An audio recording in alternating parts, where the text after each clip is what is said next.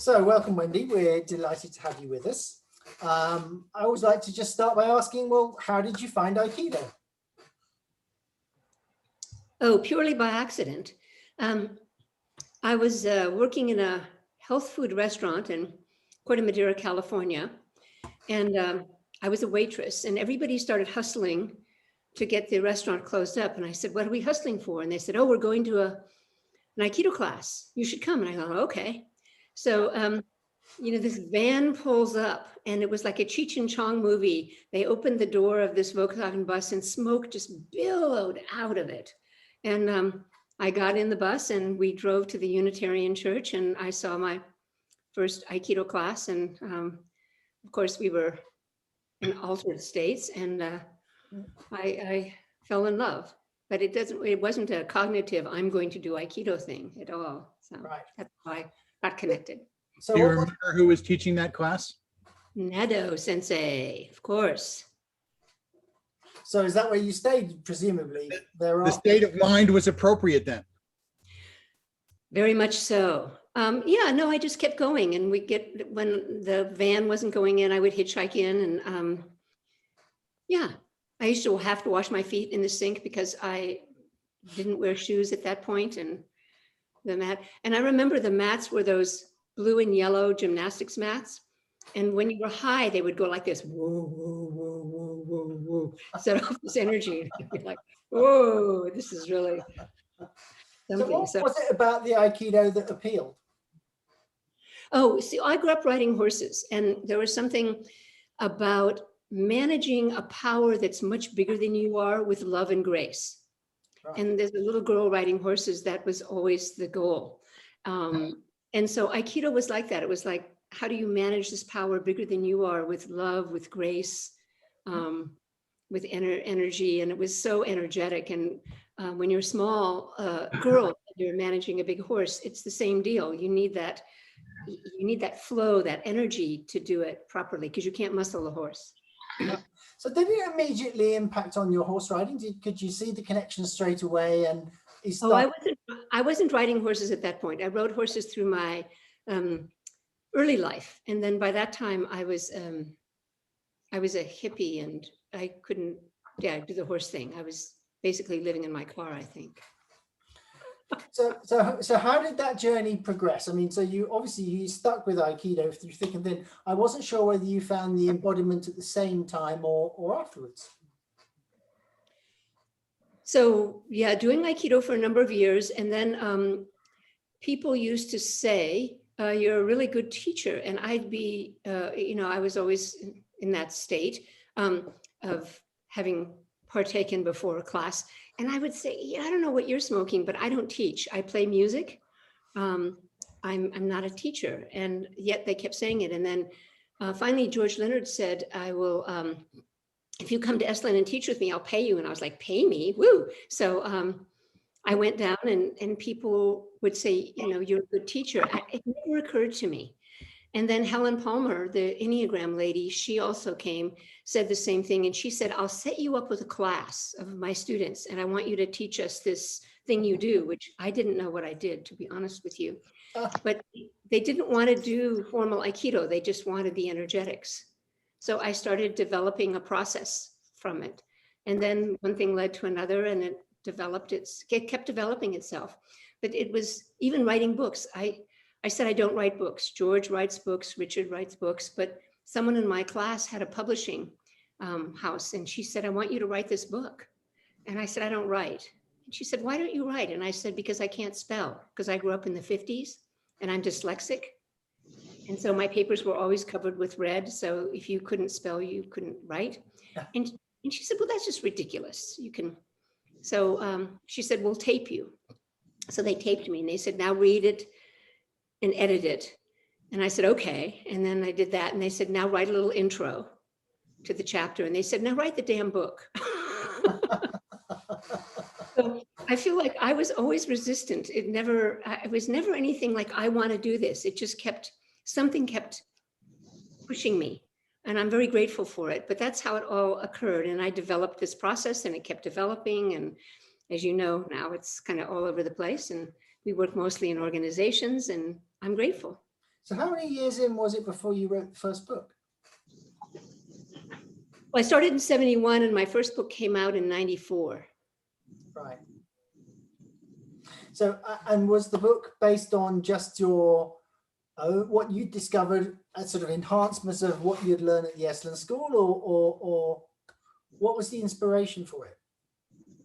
Well, I was teaching these classes and people kept saying, you need to write this. And I'd say, well, I'm a Tibetan Buddhist. And I'd say, look, the Tibetan guys have written all this down already. And like Trungpa Rinpoche, my teacher, they've written it better than I ever could. And people would say, no, we like your version. And I'm like, but my version is not good. Their version is good.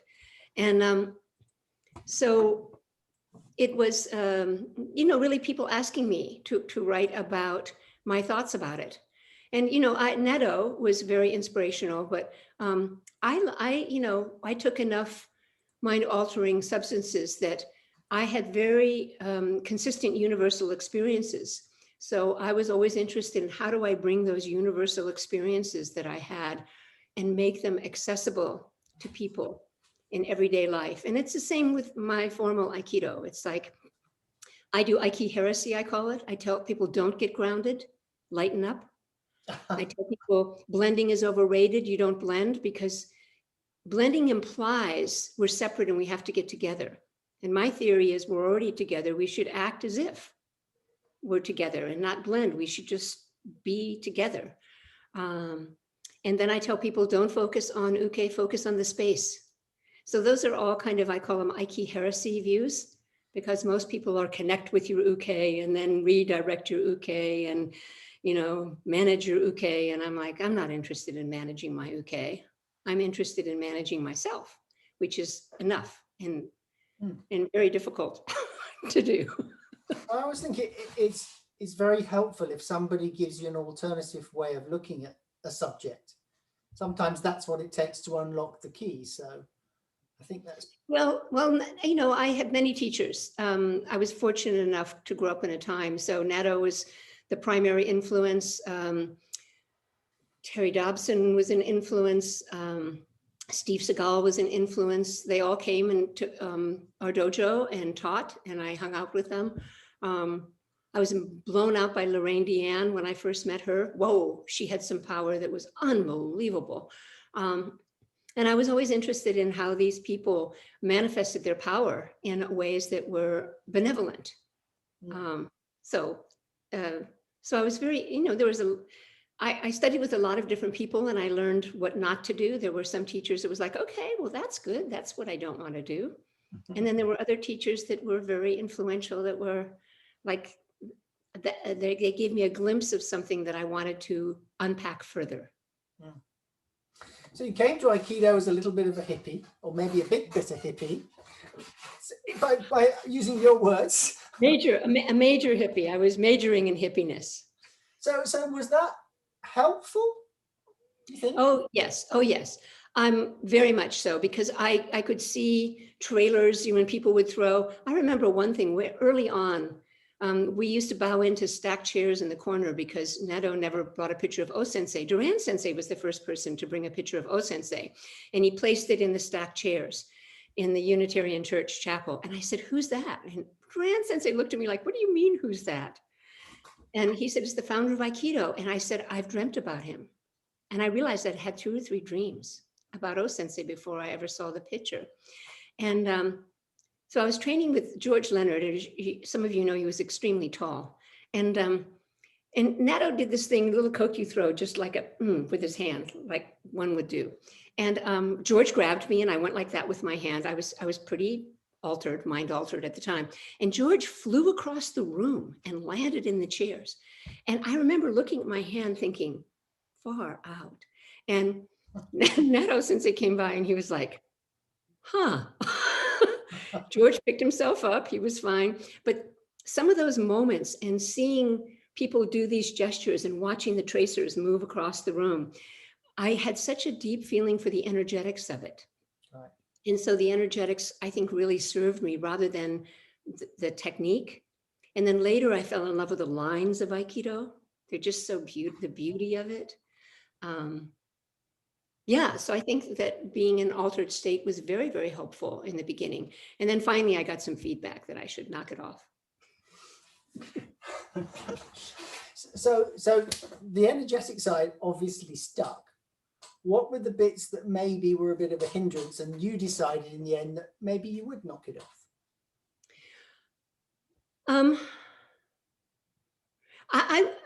Well, because I've got people said, you shouldn't take acid and come to train. And I'm like, how do you know I'm on acid? And they were like, it's obvious. So I feel like there were times in which the energy would come through me and it wasn't in control. And I didn't want to hurt anybody inadvertently. And then, and the other part is that I couldn't always concentrate on the forms.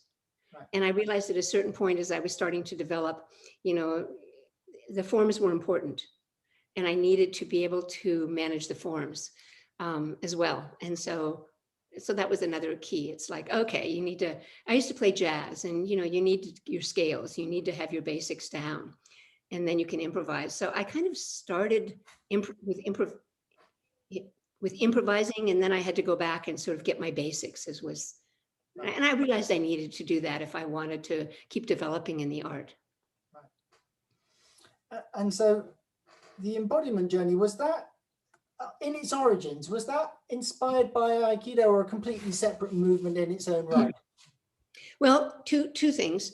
I mean, I was fortunate. I did quite well in Aikido quite early on, and I could handle like 200-pound guys quite easily, but I'd go home and my 30-pounder would get me off center like that, my daughter. And also I was a long-term meditator and I was doing 10-day retreats and having really remarkable experiences on my Zafu, but I'd get off my Zafu and go into my kitchen and lose it. And so I wanted to find a way to take the principles of what we now call mindfulness and Aikido off the mat into my everyday life. Right. And then later, because it started making a profound difference for me in a positive way, I wanted to start to share them with other people.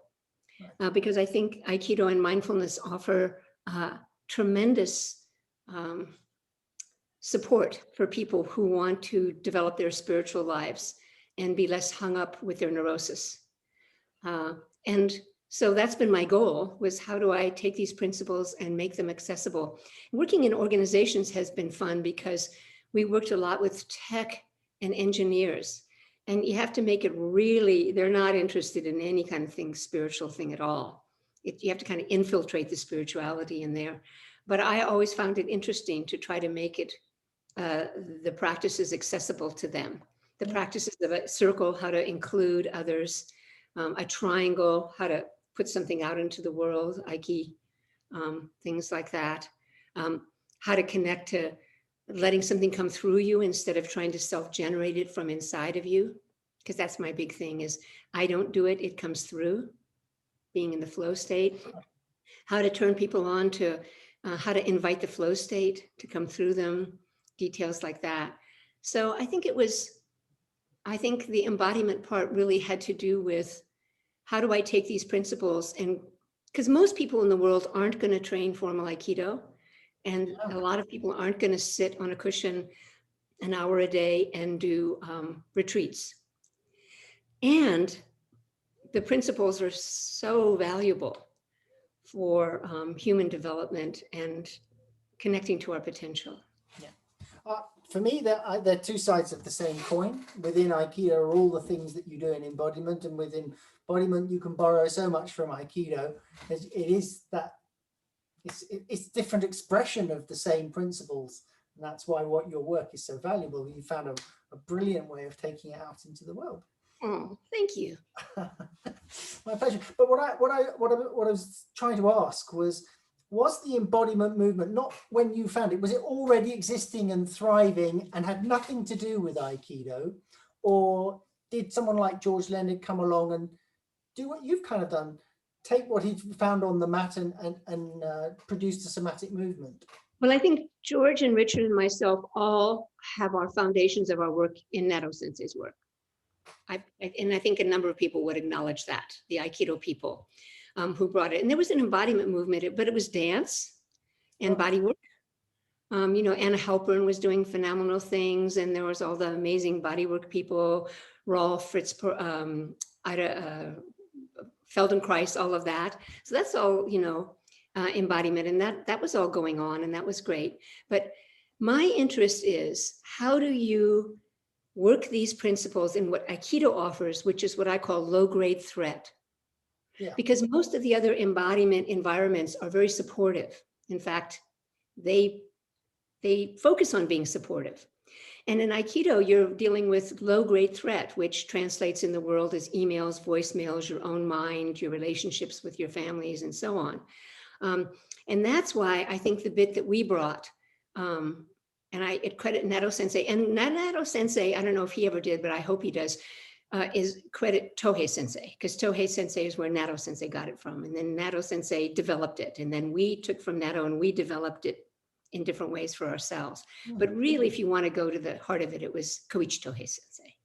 He was the first person who brought O Sensei's teaching to the West and made it accessible and talked about energy and ki. And in workshops I took from him, he used to say, we do ki exercises so the ladies with the puffy hair and the long fingernails can practice. So that's the lineage as far as I see it. And I see a direct separation between the kind of embodiment that creates a very safe, quote, supportive environment, and the kind of embodiment that offers challenges for people so that they can deal with their aggression and their fear and their reactiveness, rather than soothe it. We're not trying to soothe it. We're trying to confront it. It's masukatsu, asukatsu. True victory is victory over yourself. Yeah. So that's the distinction that I make. No, that's really, really helpful and really interesting to me, because I started in Ki Aikido, and that's why I found such an easy affinity with the sort of work that you do, because I could see directly the parallels and understand where it was coming from. So thank you for that. So how did it start to take off big time then? How did you've ended up with this massive organization, really, or a very successful organization at least? Well, it's not massive, that's for sure. There's like 3 of us, but well, we have a lot of associates. You're correct with that. Quentin, I don't know the answer to that, because the whole thing has been so mysterious to me. As I said, I thought I was going to smoke pot and play music for the rest of my life. It never occurred to me that this would be what it is. But I think it started with George Leonard and Helen Palmer were the 2 people who really started pushing me, and they were in the world, and they had students and they had organizations, and they kept saying to me, you have this thing and you need to share it. And I was like, I don't know what you're talking about. And I remember I've been teaching workshops for about 10 years, and someone introduced me as someone who'd been teaching for 10 years. And I had this epiphany. I thought, this is my main practice, what I do. And I do music on the side. Like I'd always still had this vision that I was playing music and that I was doing that on the side. And I realized that my calling was actually this. And it was like, oh, so that just shows you it was a 10-year delay before I was like, And then, I don't know, people would come to the workshops, and occasionally they'd have an organization and they'd say, will you come in and do something? And then there was a coach, and she brought me into a biotech organization, and I coached someone there, and then it spread in the organization, and then they left and they went to Salesforce, and it spread there, and then we went Oracle, and they took us there. And then, so it's sort of people started that had the experience in an organization, and they'd often go to another organization and they'd say, will you come in and work with that? So that's a little bit how the organization thing developed. In terms of being global, I would get invited to places, and I would just go even if there was almost no money in it. So South Africa, for instance, was just a love of mine. I'd already been in 1989, and then invited to go back in 2006, and I fell in love with it and started going regularly. And then some people who read my book, New Ventures West, always put it on their required reading list. And so coaches would then invite me. It's a little bit how I got to India and Singapore.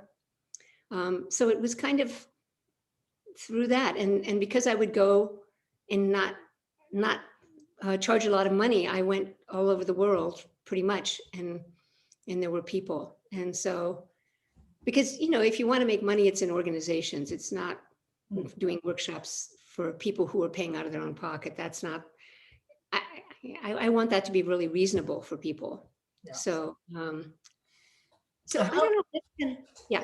Are you still really, really busy with it, or are you trying to pass it on to your daughter and take a little bit more of a backseat these days? Well, my daughter is my partner, and she's really good from a point of view of, you know, the joke is I make this stuff up and she organizes it.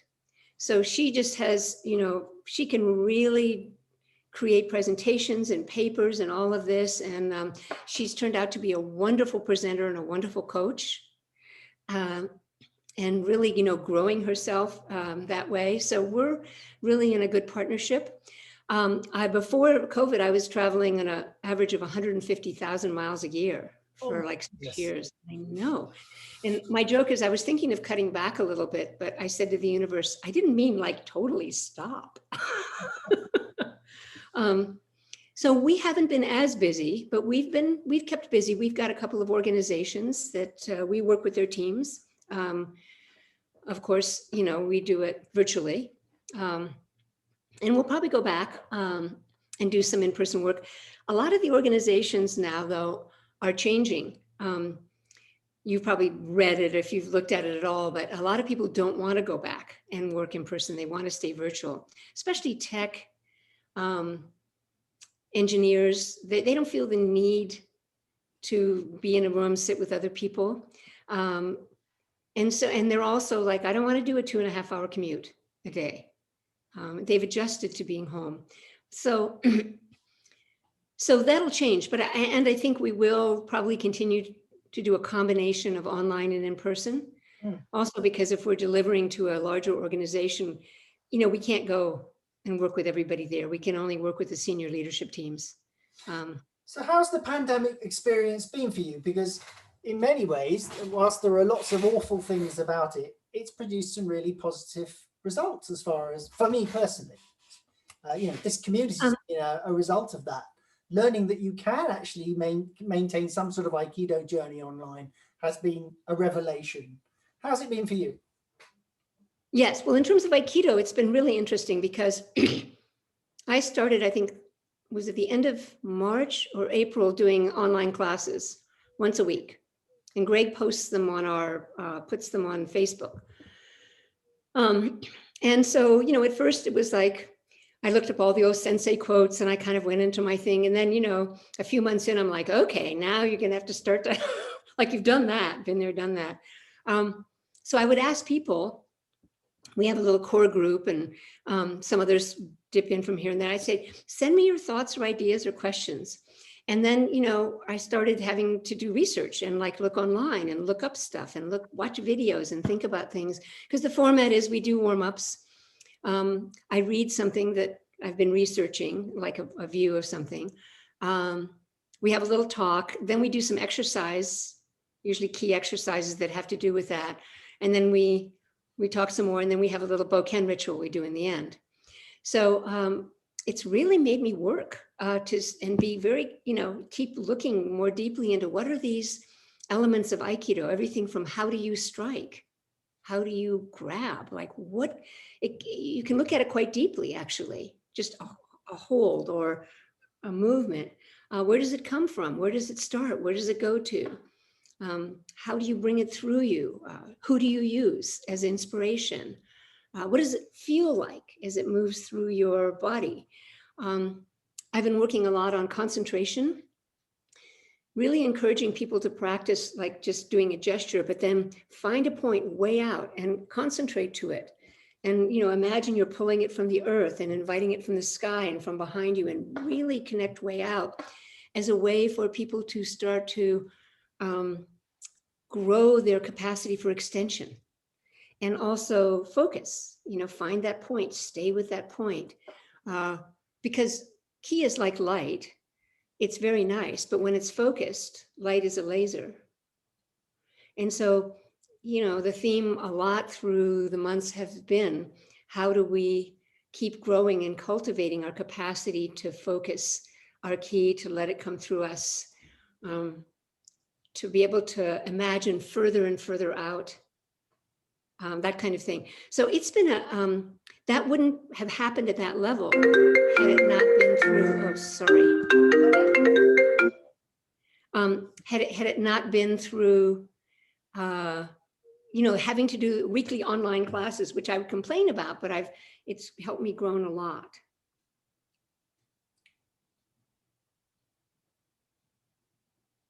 Sorted? Sorted. Have you managed to sort that out, whatever it is? Yeah. Okay, good, marvelous. So more positive than negative for you personally? I mean, also it made you slow down, I imagine. Well, yes. I mean, I had an interesting thing happen because we sold our houses last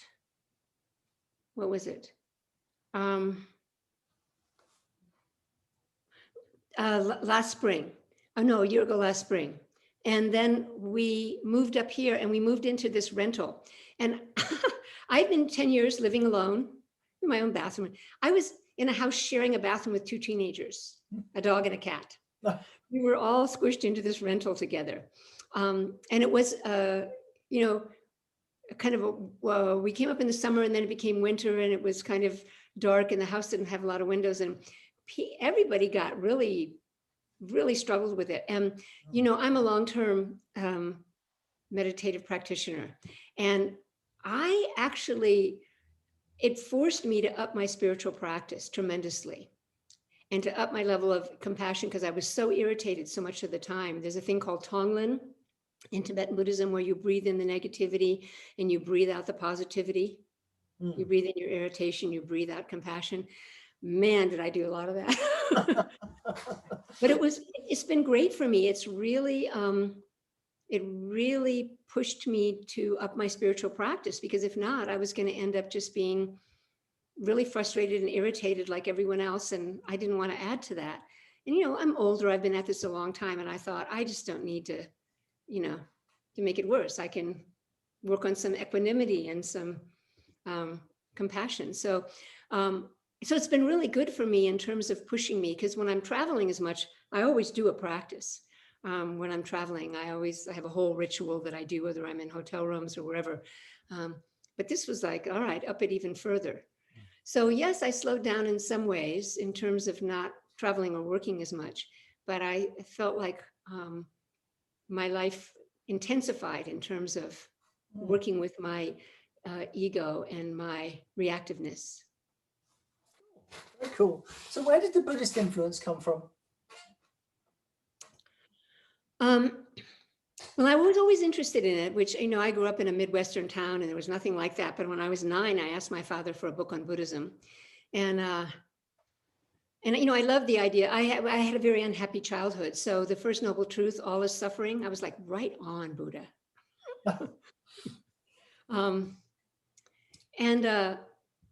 But there wasn't much around. And then I got involved in Christian Science, which is fascist Buddhism, actually, when I was about 11 or 12, which was really cool. And then I fell out of it because there's a really dark side to Christian Science as well. But it's very similar.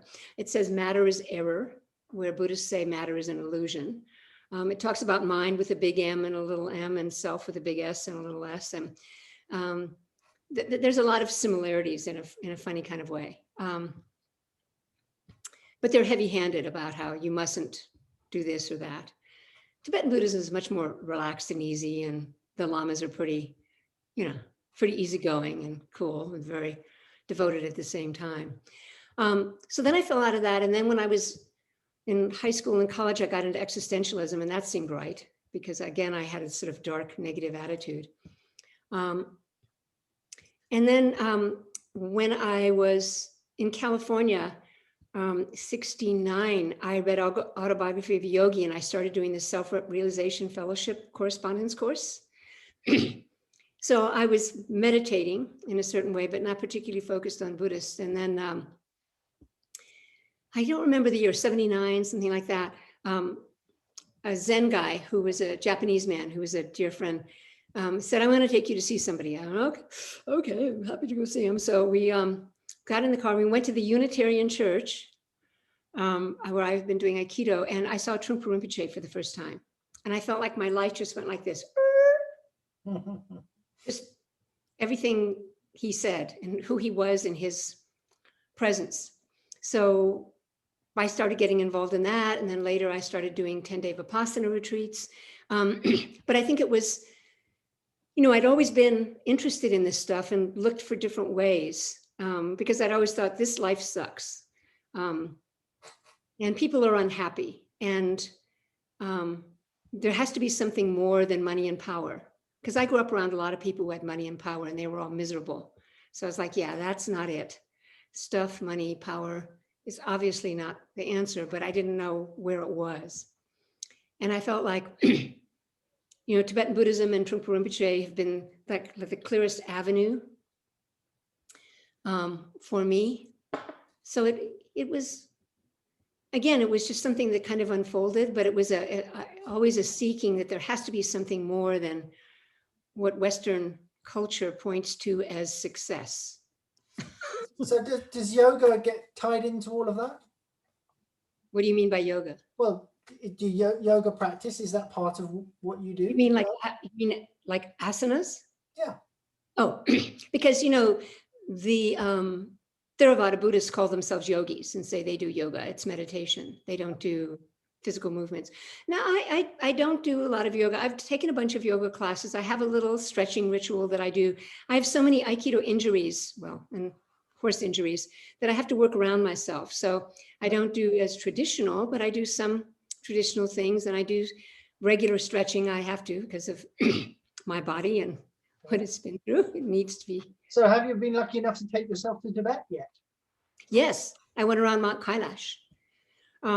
And it was beautiful, but it was very sad and depressing being in Tibet, except around Kailash. Do you know what Kailash is? No, tell us, please. Okay. So it's not in the Himalayan chain. It's further west.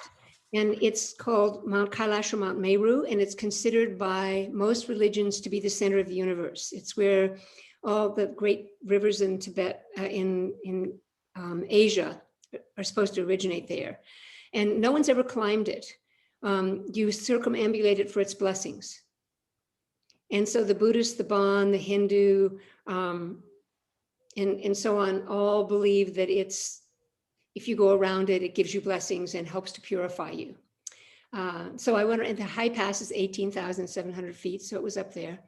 So I did go around that, but I was very sad being in most of Tibet. I had to do a lot of that Tagline because the Chinese have trashed it. And the Tibetans that I was with, they were so afraid, and it was scary every time we'd come into a little town, and it's very sad. Then some years later, I took some people to Bhutan, and that really healed me because I'm a Vajrayana Buddhist, an aspect of Tibetan Buddhism, and that's the main thing there. Padmasambhava, who's the patron saint, and Bhutan, they look after all of their monasteries, and they look after all their temples, and everything's so cared for in the Tibetan Buddhist point of view that it was very healing to go to Bhutan and see how nicely supported that aspect is.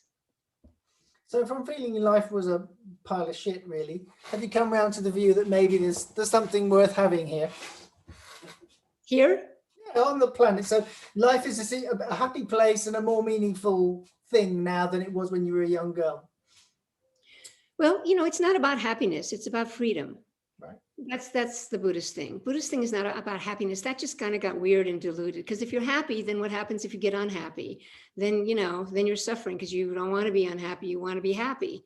But to be free from need and greed, to be free from wanting stuff, to be able to accept impermanence and loss. I have this really cool app, which I recommend to everyone. It's called We Croak. It's 99 cents, got a frog on it. And it says that when you open it, it says, in Bhutan, they say, thinking about death 5 times a day brings happiness. And then they send you 5 quotes a day, just random quotes. And it does, because I get this thing on my phone, and it was, remember, you're going to die. And I'm like, right. So appreciate this moment.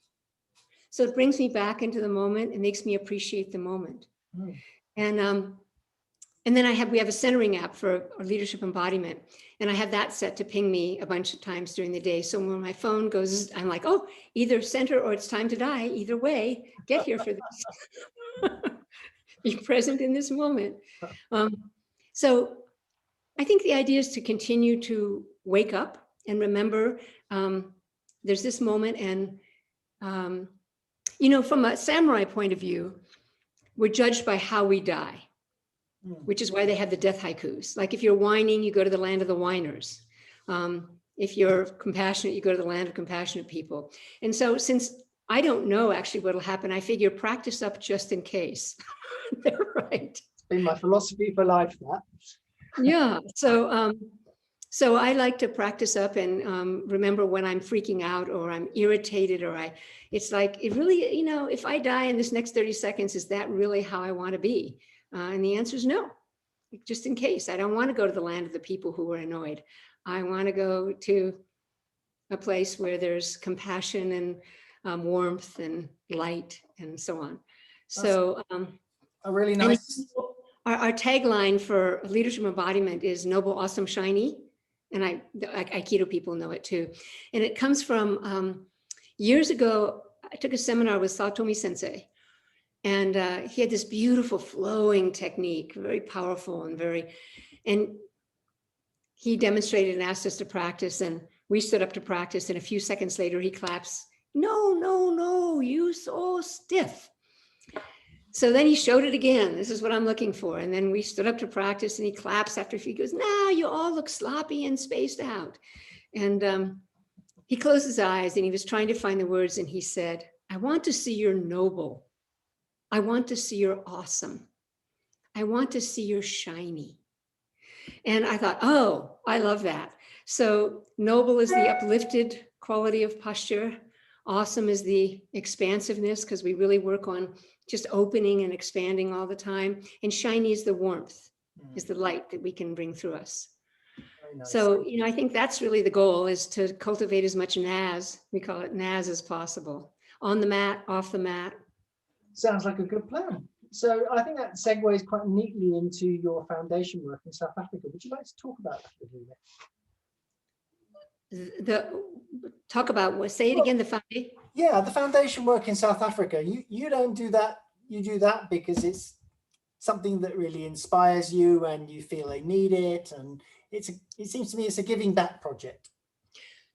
So there's two things that went on in South Africa with a foundation, which we don't have anymore. But when I was doing the foundation work, it was absolutely, we got some money from the Fetzer Institute to be able to bring these practices and make them accessible to people in the townships, which are the slums of South Africa, and also some work with Ethiopia, the young people in Ethiopia. And that's, always if we can help them, we want to help them for sure. And then I have a place in South Africa, and I go and used to do a lot of courses and trainings. And, sadly, those are mostly white people. We have some Indian people and so on, but the people who could afford to do those kind of things are white people. And so wanted to be able to offer it more to people of color. And so we did some of that. But, it's such a huge project, and they don't, even for them to get the time to come and do a workshop, even if you offer it for free, that's not always easy. So we've done it. I would do it again if I had the opportunity, but there's a lot that needs to get into place to set that kind of thing up. It's not as easy as it seems.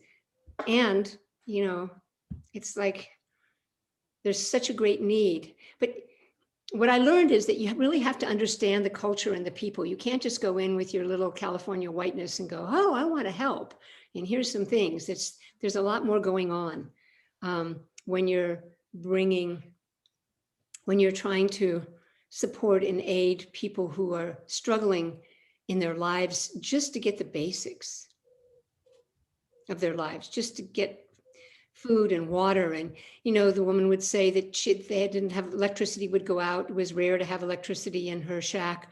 And she had a candle, and then her son took the candle, so she had to sit in the dark. I mean, seriously, that kind of thing. It's hard to And then let me bring you practices to center and be shiny. It's like, it's tricky. It turns out to be tricky. Sure. Well, how did you bridge it? Well, we connected to an organization that was working mostly with women. And that organization was offering them some training. So there's these big stores in South Africa, and they throw a lot of stuff away. It's like the equivalent of Macy's or Target or whatever. And these women would go and collect that stuff. And then they would bring women in from the townships, and they would say, we will train you to resell this, but you have to take these courses. Right. So we partnered with people like that who knew what they were doing, who were already, who'd been at it a long time and who understood it. Right. So presumably now there are people that were trained up by you and your team out there carrying on that work? Some, yes. Some, but you know, in a place like South Africa, it's hard to, like, if you've been to India and the slums, it's almost unfathomable. The amount, you know, you see these slums that go on forever and ever and ever and ever. And it's such a huge thing. It's a little bit overwhelming. But yes, we did, you know, do our little bit, like when I worked in the prisons. The prison system is such a basket case, but did our little bit to try to support inmates and staff. Is that work that continues?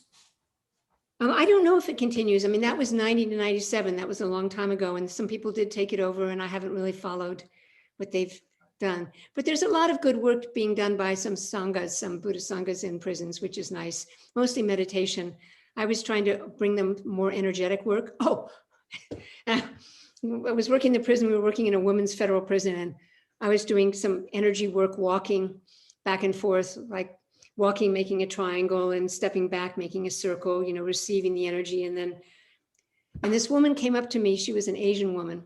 And she said, this is a lot like something I used to do when I was in Japan. There was a guy named, what was his name? I think it was Oishiba. And I said, you studied with O Sensei? She said, oh yeah. She said, I wasn't very good at Aikido, but he loved to pray. So I would go and pray with him at the temples. And I was like, wow. That was really quite, you know, life is such a mystery, how people get where they are and who we meet. Wow. So do you have any, where would you like things to travel from here in terms of the work you're doing? You know, that's hard to say, Quentin, because I mean, my daughter is much more, she's working with another woman, and they're getting a little bit of vision of how to go forward. I've never been good at visioning. And, you know, the whole thing has happened so spontaneously to me, and I continue to be so surprised by it. And people say, well, where do you want to be in 2 years or 5 years? And I'm like, I have no idea. I just want the universe to point us where we're supposed to go. Right. And we'll do the best we can. Certainly, there's the possibility we could spread it more within organizations, which is a really good thing, because people in organizations have a lot of influence on our culture. Not, you know, the organizations have influence on our culture, and then there's people in organizations. So if we can bring some NAS to those people and help them develop their compassion and their wisdom, that will be good, I think, for everybody. I don't know when we'll get back to in-person work in terms of workshops and courses. I'd love to go back to Europe. I was going to go to Romania, which is one place I'd never been, and do some work there before this and see Dracula's castle. Woo! But that fell through. But maybe when all this settles down, we could go back. And I don't think I'll go as much as I used to be honest with you. But I do. I would like to go to Europe like twice a year, maybe Asia once a year, something like that. Okay. And Aikido of Tamalpais is quite a long way from where you live now. Any desire to open up a dojo a little closer to home? No, not at all. I go down once a month. I fly down. I just came back. I teach 2 classes. I see my son and his family because they're down there, and we have a day. And then I teach 2 classes. And we just had a down test for a young man. He'd been practicing since he was 7. He's 18. He's going off to college. It was a fabulous test. He had such a presence. It was lovely. So trying to build the energy back up in the dojo again. A couple of months ago, was it last month, we went down and had our first in-person class. We were holding each other and rolling on the mat. We were really emotional. It was just like, to get back to that was incredible. So I'm trying to support that and keep that going. And I have no plans for up here at this point, but it's a mystery. And we always joke in the leadership embodiment, we would say the recommended dose would be 50% mastery and 50% mystery. Because, the culture is kind of like 90% mastery and 10% mystery. Mm. And after COVID, it's been like 85% mystery. So universe had to get used to mystery. So it's all a mystery in terms of where I'll go or what'll happen for me with Aikido or any of it. So when you think about all the people you've worked with, do you have a favorite story for how you met this person, whoever it may be? You don't have to say any names. You did the work and it really made such a difference to the way an organization worked or how they worked. Are you talking about Aikido or? Well, Aikido and in your leadership embodiment work. I was thinking more of the latter, really. The leadership embodiment work. Yeah. Good question. There have been a number of people that I've had really interesting conversations with. And, there have been some leaders that I've worked with that I had this moment, I thought, oh, that leader has a lot of NAS and they're influencing their part of the organization in a positive way. I've also met leaders that I think, oh, not so much. That's not, and what's sad about that is that often the rhetoric is inclusion and that sense of support and appreciation, and it's not so much that way. But sadly, there's not that many leaders in organizations. And I think the reason is because the leaders in organizations, they work 10 hours a day in meetings. Most of them try to squeeze in some time to exercise. Mindfulness is big in organizations now, and if people can get 5 or 10 minutes, that's a lot. We work with this one organization and they have like 20-minute calls because they don't have time for more. And I think that's one of the issues, is that one of the things that we offer in the leadership embodiment is we have a 20-second centering, a 5-second centering, and a 1-second centering. And it works for people in organizations because they don't feel they have 10 minutes. They don't feel they have 5 minutes. They don't feel they can take that time. It's very stressful and competitive, and there's so much going on. Organizations move the big organizations, so global and move so fast. And that comes from Aikido, where you don't have 10 minutes to get yourself together on the mat.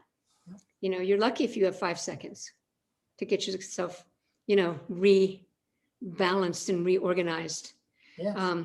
For the next attack. And so I thought, well, that's perfect for businesses.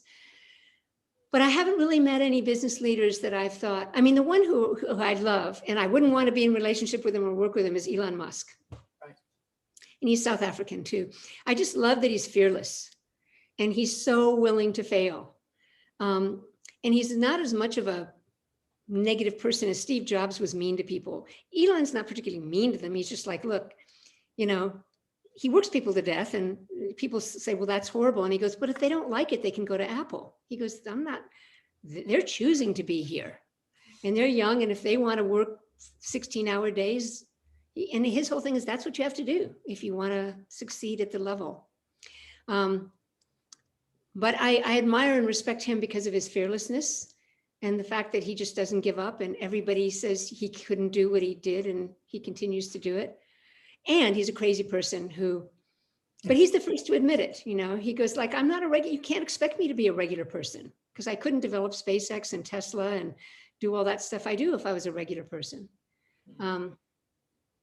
But those kind of people, when I'm feeling like I can't do it, or, oh, it's not worth it, or I get that sort of down thing, I think of Elon and I think, oh, come on, Wendy, you can't be Elon, but you could get you could bring a little of that energy. You know, he's very optimistic, and I'm a pessimist by nature. I have a very dark personality, and I've struggled with it my whole life. It's one of the reasons I work so hard. And he's such an optimist that it helps me when I think about him. I think, oh, come on, just pull a little of Elon's energy through and stop being so pessimistic. You don't strike me as a pessimist. I work very hard not to be, but people who know me really well are like, oh, there it is. Yeah. You know, but it's actually been a doorway, because in leadership embodiment, as in Aikido, my theory is I cannot do it from inside myself. It's impossible. I just do not have the inner resources to manage a guy who's twice my size and half my age. And I'm a doubter by nature. I always think it won't work. I can't do it. And so what I do is I have some of you know, my posse, I call it, which is the Inspirational Characters. And the famous ones are Dalai Lama, when my mind needs expansion, when my mind feels tight and limited, when I need compassion, which is most of the time because I'm Irish and really judgmental. I think of Mother Teresa and I feel a little bit of compassion. And when I need confidence, I think of O-Sensei. And so when things happen, like my favorite story is that I got a phone call and someone said, this was quite a few years ago, would you be willing to come and work with some young leaders at NASA? NASA, how cool is that, right? So the first thing that went through my mind is, I can't do it. I don't have the credentials. And then I thought, oh, they can do it. So I summoned my posse and I was able to say, I'd be delighted. Let's talk about details. And then I hung up and I thought, I can't do it. I don't have the credentials. So I had to keep working with myself as a way to kind of summon these qualities, which if I think of them as outside of me and I invite them to come through me, then I can be more noble, awesome, and shiny. But when I start relating to me, Wendy, the personality, it gets very unpleasant and dark. I have a lot of guilt, shame, self-loathing, and stuff like that, which I think everyone has their fair share of it, to be honest with you. But the trick is not to let it dominate and to remember that I also have all of these benevolent qualities around me. They're not inside me, that I can bring through me. And that helps me to short circuit my sense, my personal sense of my negativity. Now, for Aikido, for me, is a study of positivity. So I would say, I'm asking the question, has it kind of been a savior for you then? Because you can't do Aikido with a negative thought in your mind. Well, plenty of people do, Quentin. I think you're being very, I wouldn't define it as Aikido then. Yeah, I've trained for a long time and I've trained with a lot of people all over the world. And there's plenty of people who I've experienced do Aikido with negativity. Then, as I say, it wouldn't be Aikido for me if that were the case. Right. But they're training the forms, yeah. Well, again, it's not about me, it's about bringing it through. Yeah. I want to keep emphasizing that, because otherwise it's like, I have to be positive and I have to be happy and joyous. And that's going to be a hard sell for me. I can't. My background, and when I was born, my grandfather delivered me. He was a doctor. So he comes out to the waiting room and he says to my father, good luck with this one. This one really has a temper. And just, from the time I can remember, I was angry and not liking life. So it's not about me. It's about what's the universal energy that I can bring through me. And the universal energy, I would hesitate to say it's positive, but it has qualities of luminescence. And so I can bring that through me, but I don't consider myself to be positive or happy. And I don't think that's the goal of Aikido. For me, the goal of Aikido is to become free and not to experience the partners as other, but free from the duality that they're attacking me.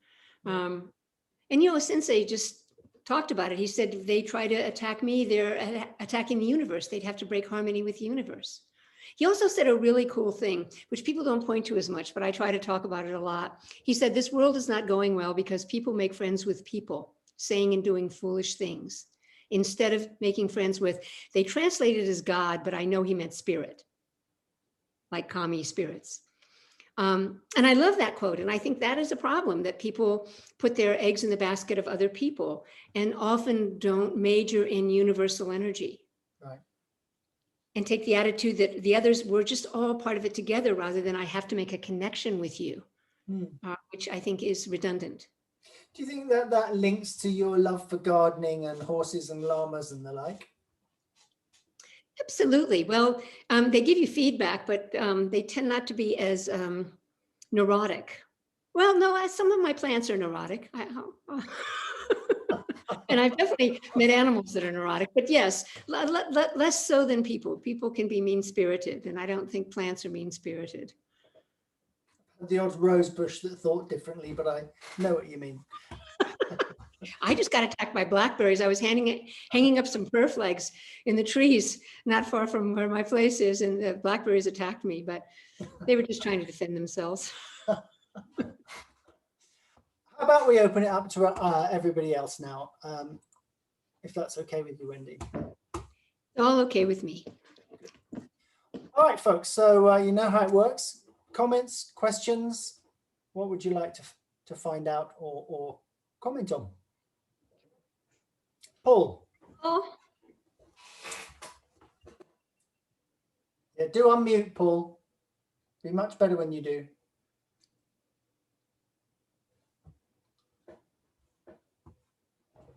It's so interesting to hear, Wendy, how we say the same things coming from the same lineage with a very different flavor. It's like cinnamon and allspice or something, cinnamon and garlic, whatever. But it's so interesting. yes, you and I do. We share a common background, and it's the same with George and Richard. You know, they share that common background, and they took it, and they each kind of developed their lens they look through, and we all got our lenses. I can certainly relate to the times you were thinking about, the late 60s. I don't remember them, so I must have been there. Well, I don't remember a lot of them, but some of them. Okay, was there a particular bit, Paul, that you thought, oh, that's an interesting way of looking at that? Yes, what was it? The letting things come in from inside. What I've been trying to do is I do it, but I've been trying to get out of my way and let myself do it instead of doing it. I think we may be talking about something similar, but a different flavor again. Okay. Wendy, does that strike you as being possible? Yeah. I don't usually use the term get out of my own way, but I know exactly what you mean. A lot of people use that. That's very common. I mean, scientifically, we're made of atoms, and atoms are primarily space. So scientifically, we're actually porous. We're not as solid as we think. It's just we've convinced ourselves, and our culture has convinced ourselves that we're solid. So, yeah, I think we're saying the same thing. The way I phrase it sometimes, mind is primarily physical. The body, however, is primarily mental. I'll let people chew on that for a while. Yep, we'll do that. Anybody else? I'm looking. You're all stunned into silence. Morag. Hi there. That was really interesting, Wendy. I'm not up to date with what your books are, and if I wanted to read one of your books, which one would you recommend I start with? Well, if you're looking for more self-development, personal development, The Intuitive Body, my first book. If you want something that's a little more Aikido, emphasizing the practice of freedom. And then the Leadership Embodiment book is more about leadership, how to lead in the world. And then I just wrote a recent one, which is really fun. It's a really little one called Dragons and Power. What's that one about? Yes. Dragons and Power? Well, I have 6 aspects of personal power and 6 aspects of social power. And then their downside. So how do you get yourself together? And then how do you be effective out in the world? It's a little small book. You can read it in a day. And it's got some nice drawings of things and fun things like that.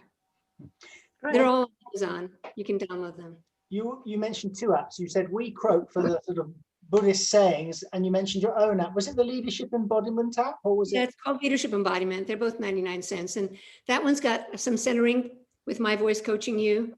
And you can put a picture there, and then there's some stuff you can go in and you can connect to some talks and presentations. But basically the cool part about that is you can set reminders. So it'll go ping, remember to center. And then since most of us are tied to our devices, when my phone goes off, I just uplift a little bit, open a little bit, invite something that makes me smile, because we're trying to get the oxytocin and testosterone going. Testosterone is the expansiveness chemical. Big picture thinking, and then we want to have some warmth, so the thinking of something that makes us smile releases oxytocin, which makes us feel connected. I can't imagine you're too tied to your devices. Somewhat. I mean, I carry it around, and sometimes it'll ping and I'll ignore it. I don't like every time, I don't do that, but it's usually with me. Fair enough. Anybody else got a question or comment? Rob. Wendy, thank you for doing this. Taking the world we live in now, which I would suggest that for 4 years had exactly the worst leadership. My question to you is kind of the politics of this. What would you tell a politician who wanted to make an actual difference to do, sort of along the line? I mean, how would politicians be better at serving the country? And what, I mean, in terms of embodiment practices, or what would you recommend if you had if you were coaching somebody to take over for Dianne Feinstein or someone as senator from California to go off into the into DC and make a difference? Oh God, Robert, that's an intense question. I mean, I just feel for all politicians. That's a place I would not want to be. It's so easy to get corrupted. I think one of the things that drives me nuts about politics is that people don't take the time to really listen. Even people that they 100% disagree with and think they're totally wrong. People don't take the time to really listen and wonder what's driving them. And I think if there was more willingness, I mean, there's things people I totally disagree with, 100%. And yet I think it's important to listen to what they have to say. And while they're saying it, wonder what's driving that. Mm-hmm. Because that creates a sense of connection and compassion. So you think of Gandhi, Martin Luther King, Nelson Mandela, they always included people that were in opposition to them. And I feel like what the politicians need to attempt to be is more inclusive. That we can completely disagree, like old school. I'm old, so I grew up old school, where politicians would argue and fight and totally disagree, and then they'd go have lunch. Because they recognized that they were humans in it together, and they totally disagree ideologically. And then starting with Newt Gingrich, people who were in opposition to them with other views became the enemy. They were no longer just people in opposition. So I think I would encourage politicians to return to the idea that even if you 100% disagree with someone, you could still acknowledge they have a reason. Yeah. They have a reason for their view. They'll share a table and pass the salt. Yeah. Yeah.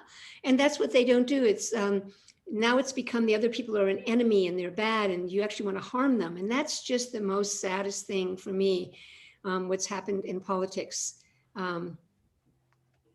And it doesn't mean we don't disagree and we can't be firm about our view and why, but there's so little listening to people in opposition. Everyone's, I hate Trump and he's an asshole and they're all assholes. Well, why?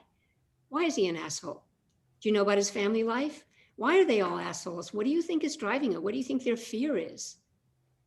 And so, you know, I've talked to some of those people, and I don't agree with them, but it's really interesting to hear their view and why they think that way. They have a view. They're not, you know. No, they're it's not okay. It's very Aikido, isn't it? There has to be acceptance of the attack, and there has to be empathy in there somewhere.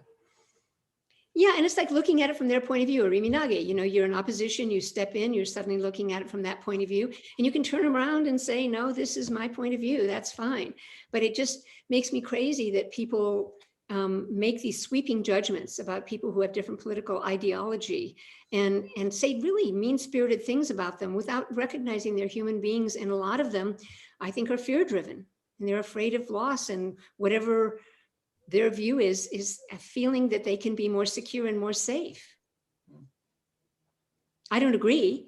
I'm fine, but, you know, but hating them and thinking that they're not worth, you know, listening to is, I think, harmful for our political. There is no dialogue for our political situation. Yeah, I've found no easy answers to how to get things back to civil. No, I don't, you know, it's kind of like, it almost has to compost down and then start up from the place. It's like, I don't think that, you know, these plants can be saved, to be honest with you. I think it just has to all implode. And then, but you know, this idea of democracy or people working together is only a few hundred years old. Like, we've been tribal for a gazillion years, like separate and tribal, and my tribe, your tribe, and separate. And so, you know, it's been a wonderful experiment, and I appreciate the effort, but, you know, it's not, what's natural to human beings is to be tribal and separate out. And that's what's happened more and more and more. We've returned to this very sad separation. And I just keep putting as much sort of, you know, wishing for as much compassion and love as I can bring through me for all people, you know? Yeah. We have to be the shining lights. We can only be our own examples, and then other people maybe will follow. Who knows? Quentin, you are such a Tigger. I'm an Eeyore. You are super Tigger. I like being Tigger. That's all right. I can be that man. Oh, I know. I know. I need Tiggers around me because of my Eeyore-ness. Yeah. All right. Anybody else got a question or comment? Vitali. Yeah, I don't have any questions right now. I'm going to have later on, but I just want to say thank you.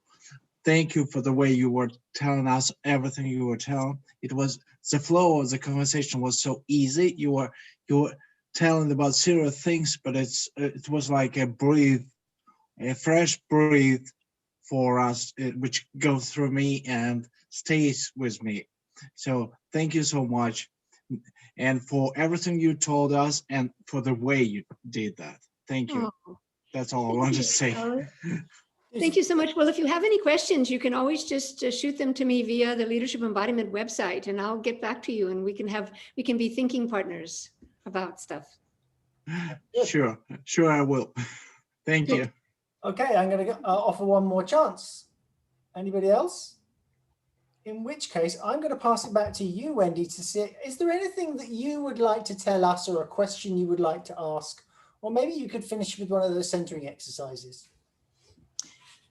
Well, I can do both. And, you know, I think what I would like to invite people is to consider is how is it possible to tap more of our universal energy? You know, we've all study Aikido, so we've read O Sensei's words, and you know, he said, "I am the universe," and that's a big one. But it points in a direction, and we have our own personal energy, our little me, our little I, and I want this, and I want that, and I'm afraid of this, and I'm afraid of that. Everyone has that. In leadership embodiment, we call it our personality. There's a security strategies: control, approval, safety, trying to get it together. And then we have our universal self, which we call our centered self, which organizes itself in the space around us. But that's the sort of leadership embodiment lens. Everybody can have their own lens. I would just invite you to to be interested in how you can tap more of that universal self, that universal energy, and relate with it more in your daily lives, not just on the mat or this or that, but just walking around with it a little bit kind of thing. So that would be my invitation.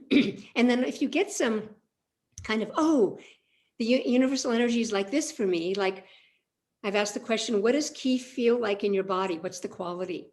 And when I worked with this in South Africa in the townships, people said things like singing rainbows and warm honey and wonderful stuff. Because I think if people relate to the texture and the quality of ki, they can have more access to the experience of it coming through their body. You know, just what's it like as it flows through? What's the color? What's the texture? What's the quality?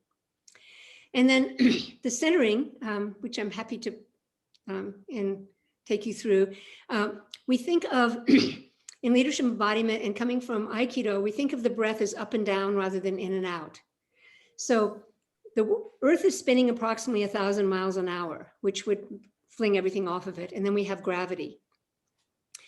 And Koichi Tohei Sensei, by the way, was one of the first people that I heard say, what you want weight underside is a balance between gravitational and centrifugal force. That's what it actually is.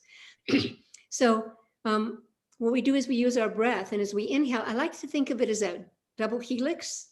There's a spiral going up through my body, up toward the heavens. And as I exhale, it comes down from the heavens through my body, spiraling into the earth. So when people are attacking me on the mat, I take the attitude they're attacking heaven and earth. I'm concentrating on that spiral. And so I work a lot in Aikido in bringing them into me. I don't blend and have them go past me. I think that's easy and it doesn't interest me, but how do you let an attack in? And I'm bringing it into heaven and earth, not to Wendy personally. So the first part of the centering is the breath. So we inhale and uplift out the top of our heads. And as we exhale, we breathe down and think of something that makes us smile. Let's do that again. Inhale, lengthen our spine up toward the sky. Exhale, softening our chest, thinking of something that makes us smile.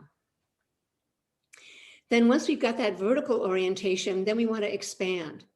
So if we're in a room, we want to expand to the back of the room, to the front, or I like to go outside to the trees. Just have a feeling that we all have like a bubble, and I'm really expanding my bubble out.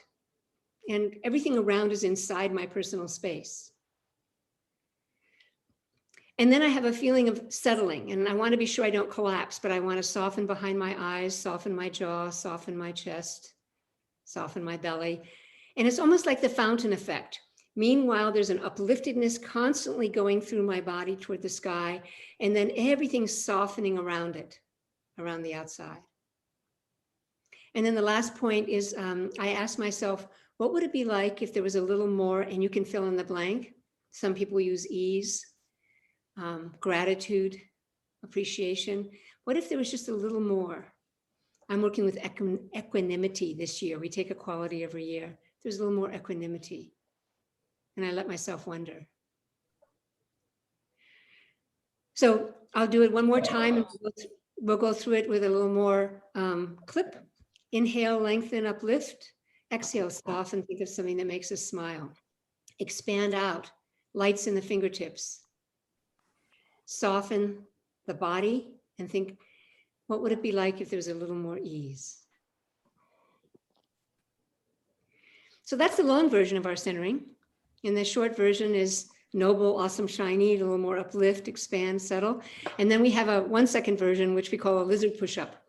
I worked with a client. She was a high-powered client in an organization. She was always like this and leaning on the table. And the feedback she got is she was aggressive. And she's like, well, I'm just cold. And so I took her through this practice. And she said, well, I can't sustain it. And I said, well, you don't have to sustain it. You just keep doing these little bursts. And she said, like a lizard push-up. And in California and up here too, we have lizards, and they do this thing when they're establishing their territory. And you can go online and see them doing it to rock music. It's a, we will rock you. And they are so cute. And so we call it a lizard push-up, where people just go ding and just everything just brightens up and opens up in 1 second. And people in organizations love the lizard push-up. They're just like, oh, lizard push-up. And everything moves from this kind of feeling, a little bit heavy, to a lighter, brighter in just a second. So you can play with it and add anything you want, but I do think that we need to cultivate a little more lightness, a little more openness, and a little more warmth in our lives on the mat, and do what we can to bring wisdom, power, and courage through us. Well, thank you for creating a few more lizards tonight. It's marvelous. and thank you for your generosity and time. Really much appreciated. Paul, did you have a last comment? You have to unmute, Paul.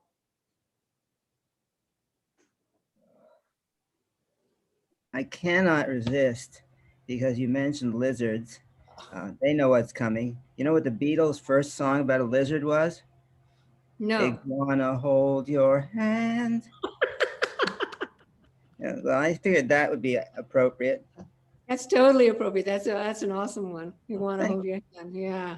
Iguana Cool. hold your Thanks, hand. Paul. We Thank needed you. that.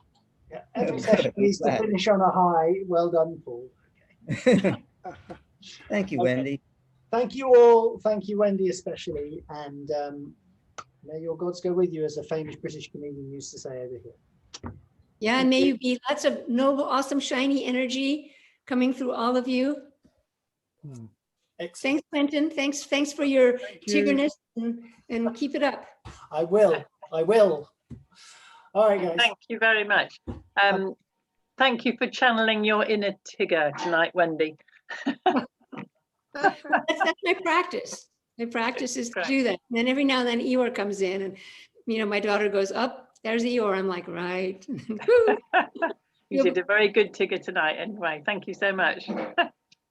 My pleasure. Thank you. Bye. Close the room now.